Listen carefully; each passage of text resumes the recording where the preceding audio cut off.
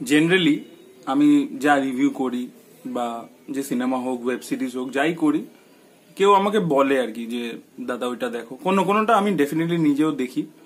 মানে আমি জানি দর্শকের জন্য করতে হবে, দর্শক পছন্দ করবে, যে শুক্রবার যে ছবিটা রিলিজ করছে সেটা দর্শক জানতে চায় যে কেমন হয়েছে, আমি দেখে সেটা তাদেরকে জানাই। মেবি আই এম রং, আমি সবসময় ঠিক হই না মেবি, এবার তারপরে তারা সেই কথাটা শুনে নিজের মতো করে ইন্টারপ্রেট করে তারপরে তারা যায় ছবিটা দেখতে, সেটা তাদের ব্যাপার।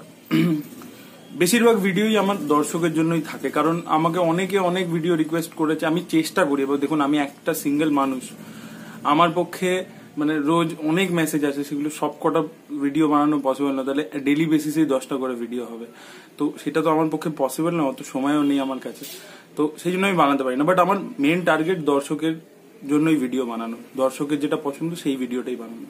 কিন্তু কখনো কখনো জানেন তো, একটা সময় আসে যেখানে মনে হয় যে একটা ভিডিও বানায়, কোনো সিনেমা দেখে এরকম মনে হয় যে একটা ভিডিও বানাই, সেটা হয়তো বেশি লোকে দেখবে না আমি জানি, হয়তো আমি এই যে ভিডিওটা বানাচ্ছি আপলোড করছি এটা হয়তো বেশি লোকে দেখবে না আমি জানি, কিন্তু তাও জানি না ভিতর থেকে একটা মনে হয়, একটা একটা ভিতর থেকে একটা ইনার ভয়েস আসে যে বলে যে এটা নিজের জন্য বানা, make this video for you, your self.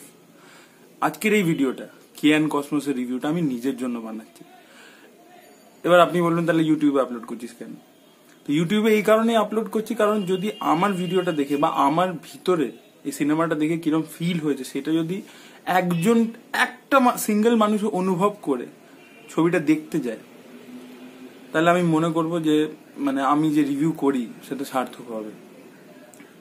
আমি খুব একটা বড় লেকচার টাইপের হয়ে গেল এবার সিনেমাটাতে আসি, কারণ আমি জানি না এই সিনেমা কি হবে, হিট হবে না ফ্লপ হবে, জানি না what will be the box office verdict.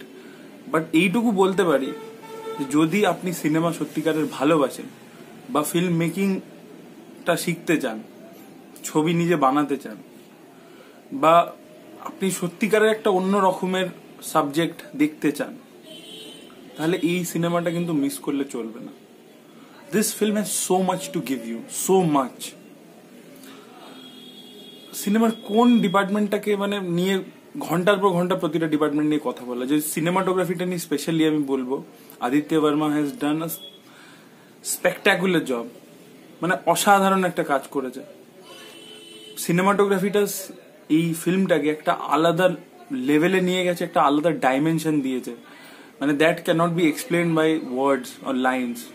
মানে আমি বললাম এটা 1 ঘন্টার ভিডিও হয়ে যাবে, আমি জানি না মেবি আদিত্য বর্মার সাথে যদি আমি কিছুভাবে কন্ট্যাক্ট করতে পারতাম, তাকে যদি একটা ইন্টারভিউ করতে পারতাম, প্রতিটা ফ্রেম একটা করে কথা বলছে, একটা আলাদা নিজে একটা ইন্ডিভিজুয়াল এক একটা ফ্রেমকে আমি বলবো যে এক একটা গল্প বলছে। So it's outstanding. Music, background music অসাধারণ। আপনারা জানেন, অনেকে দেখেছেন যে আমি এই কিয়ান কসমোসের টিমকে মানে ডিরেক্টরকে সুদীপ্ত রয় এবং অ্যাক্টরকে ইন্টারভিউ করেছিলাম। তখন আমি সিনেমাটা ট্রেলার দেখে একটা এক্সপেকটেশন ছিল, এবং বহু ফিল্ম ফেস্টিভ্যালে গেছিল তাই একটা এক্সপেকটেশন ছিল। বাট আজকে যখন ছবিটা দেখলাম তখন মনে হলো যে যা মানে একটা লোকের এক্সপেকটেশন থাকে তার নিচে বা তার সমান সমান সিনেমাটা স্যাটিসফাই করে, কিন্তু এইটা যেন আমার এক্সপেকটেশন লেভেলটাও ছাড়িয়ে তার থেকেও বেশি আমাকে স্যাটিসফাই করেছে। অসাধারণ একটা গল্প, মানে এই সিনেমাটাকে না একটা আপনি পার্টিকুলার জনরা দিয়ে বলতে পারবেন না যে এইটা এই জনরা সিনেমা, এটা এই জনরা সিনেমা। আমরা এইভাবে বলি তো, এটাকে আপনি জনরা ডিফাইন করতে পারবেন না। It's breaking 3-4 genres at A time.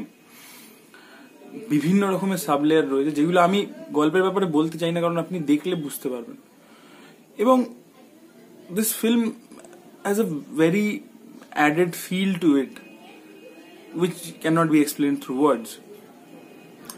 এবার পারফরমেন্সের কথা বলি, যেটা লোকের চোখে চট করে পড়ে।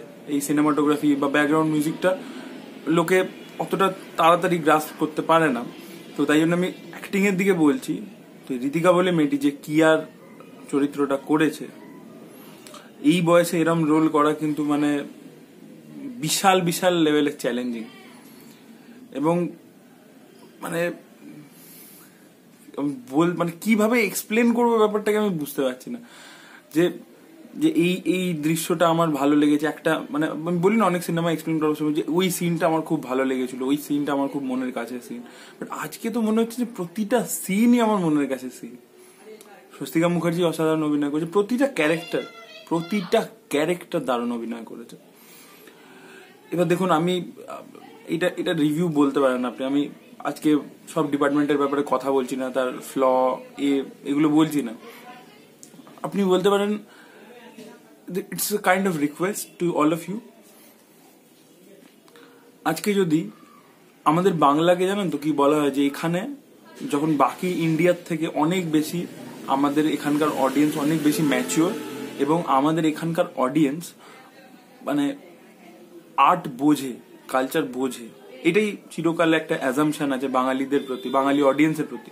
তো আজ যদি এই সিনেমাটা, যে খুবই সামান্য হলে বেরিয়েছে, সিনেমাটা প্রমোশনের জন্য টাকা ছিল না যারা মেকার তাদের কাছে, তাই তারা প্রমোশন সেইভাবে করতে পারেনি, অল্প স্বল্প করেছে নিজেদের সাধ্য মতো।